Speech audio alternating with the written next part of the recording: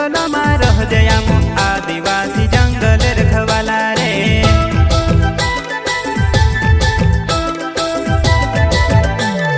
चल जंगल जमीन काजे पूजे रे आदिवासी दुनिया ने रखवाला रे। बाप देव खतरी काज पूजे रे आदिवासी सबसे निराला रे।